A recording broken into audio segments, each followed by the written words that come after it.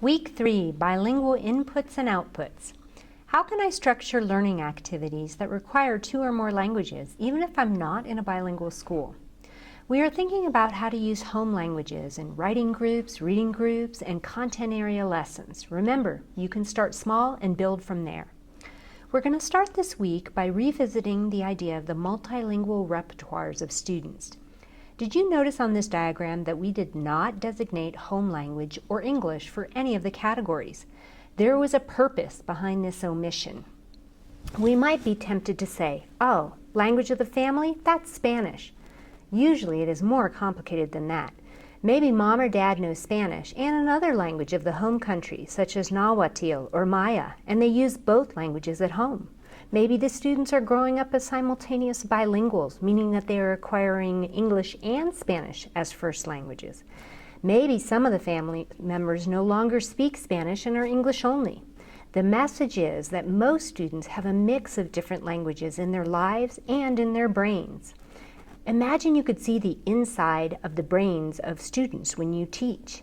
You may be delivering your instruction in English, but the bilingual brains of your students are using all of their languages simultaneously to make connections and understand the lesson. So how do we create learning activities where we can capitalize on the amazing connections and activities of the bilingual brain? Let's start with the 4 language domains. The receptive domains show input, that's listening and reading. The expressive domains show output, speaking and writing. When we speak of bilingual input and output, we can begin by thinking about mixing languages within these domains. For example, we listen to something in our home language and then we explain it in English and Spanish.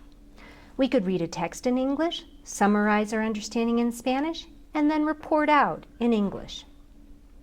Imagine, too, how we can double the opportunity for students to receive information by using bilingual input. A student watches a movie in her home language and then reads the book in English, or vice versa. This is a powerful practice for both comprehending content and learning language. Imagine, too, how we can double the opportunity for students to process information by using bilingual output as well.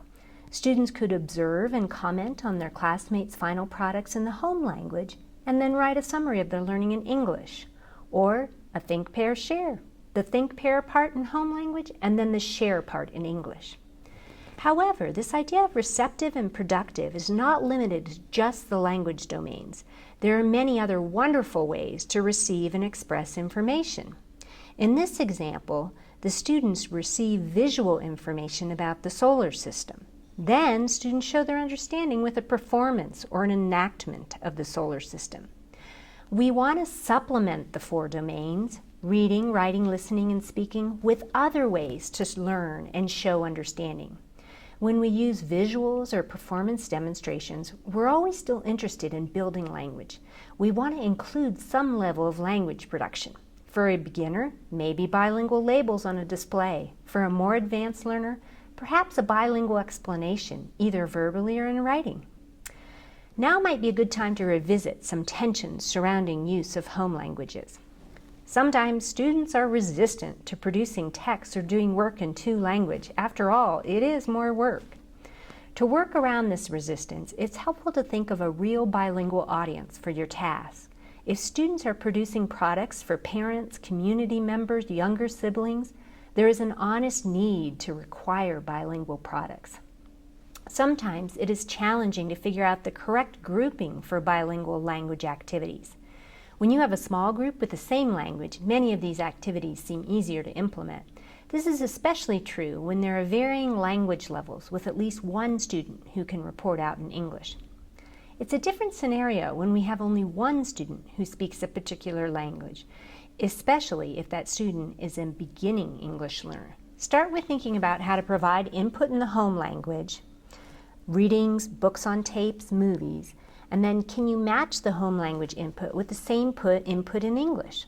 This will help your learner acquire English as they are learning content. For output, until your learner develops English proficiency, it often works to use diagrams, illustrations, and English labels to show understanding. There are tensions, but we also need to remember the benefits. Using home languages allows for deeper processing of content. It encourages cognitive flexibility, and it shows the home language as a language of academic learning.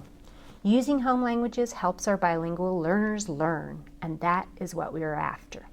Thank you.